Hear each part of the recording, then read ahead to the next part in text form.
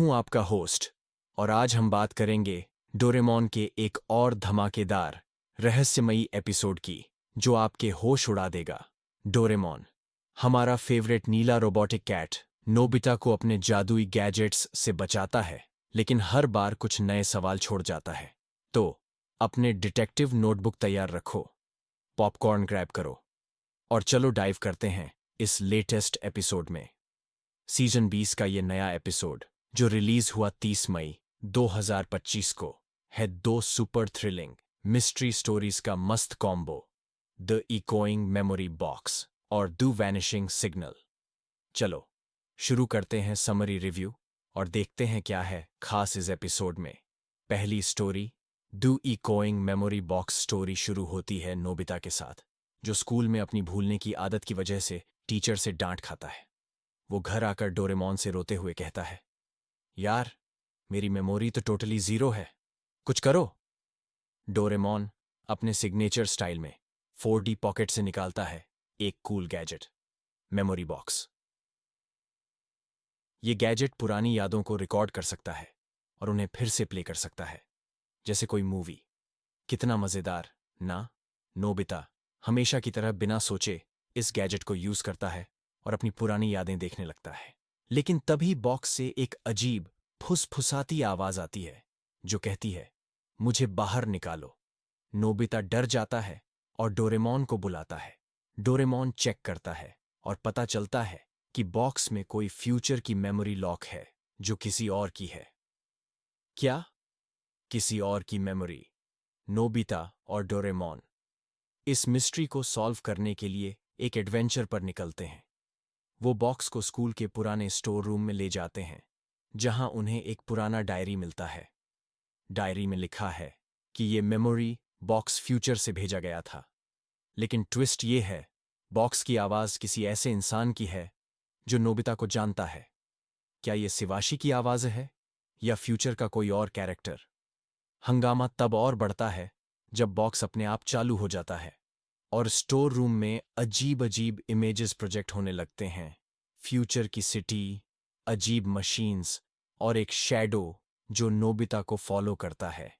क्या ये memory box future का कोई मैसेज है?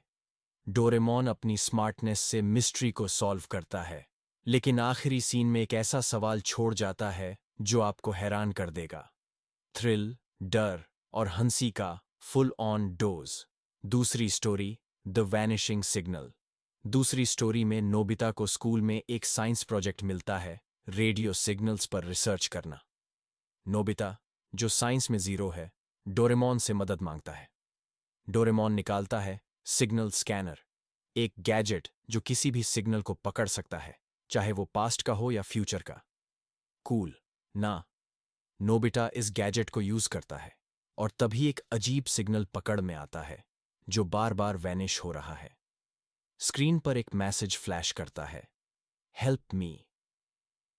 नोबिता और डोरेमोन इस सिग्नल को फॉलो करने निकलते हैं और वो उन्हें टोक्यो के एक पुराने रेडियो टावर तक ले जाता है। वहां उन्हें एक पुराना डिवाइस मिलता है जो डोरेमोन की पॉकेट से नहीं है। डिवाइस अपने आप चालू हो जाता है और टावर के आसपास अजीब चीजें होने लगती हैं।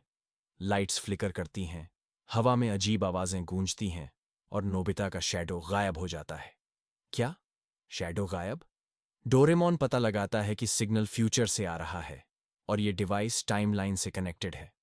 लेकिन ट्विस्ट ये है, सिग्नल भेजने वाला कोई ऐसा है जो नोबिता की लाइफ को चेंज करना चाहता है।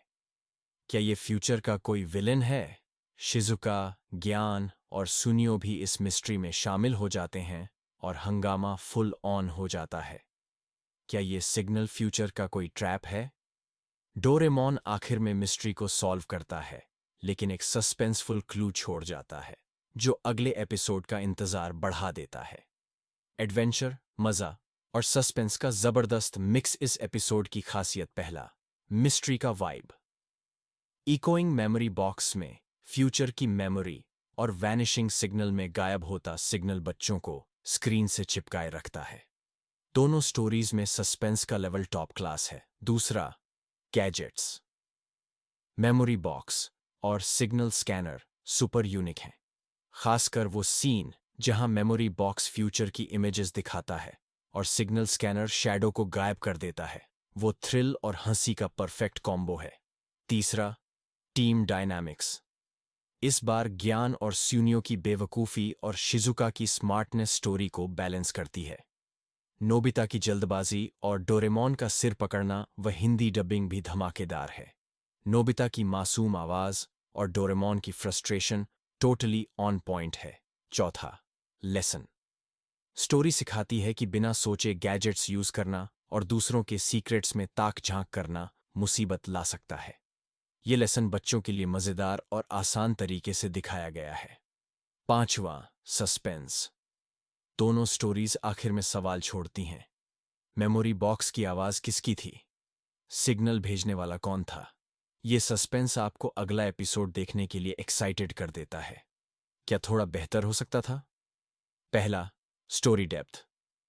वैनिशिंग सिग्नल में सिग्नल की बैक स्टोरी और डीप हो सकती थी। क्या वो फ्यूचर की किसी टेक्नोलॉजी का हिस्सा था? थोड़ा और खुलासा मजा बढ़ा देता। दूसरा, बैकग्राउंड्स। रेडियो टावर और स्टोर रूम के सीन्स अच्छे थे, लेकिन और डरावने हो सकते थे। अगर कुछ भूतिया इफेक्ट्स और होते तो थ्रिल डबल हो जाता। तीसरा, टाइमिंग। इकोइंग मेमोरी बॉक्स को थोड़ा ज्यादा टाइम मिलता। क्या थोड़ा बेहतर हो सकता था? पहला, स्टोरी डेप्थ। वैनिशिंग सिग्नल में सिग्नल की बैक स्टोरी और डीप हो सकती थी। क्या वो फ्यूचर की किसी टेक्नोलॉजी का हिस्सा था? थोड़ा और खुलासा मजा बढ़ा देता। दूसरा, बैकग्राउंड्स। रेडियो टावर और स्टोर रूम के सीन्स अच्छे थे, लेकिन और डरावने हो सकते थे। अगर कुछ भूतिया इफेक्ट्स और होते तो थ्रिल डबल हो जाता। तीसरा, टाइमिंग। इकोइंग मेमोरी बॉक्स को थोड़ा ज्यादा टाइम मिलता तो मेमोरी की मिस्ट्री और इंटरेस्टिंग हो सकती थी। 25 मिनट के एपिसोड में दोनों स्टोरीज को फिट करना थोड़ा टाइट था।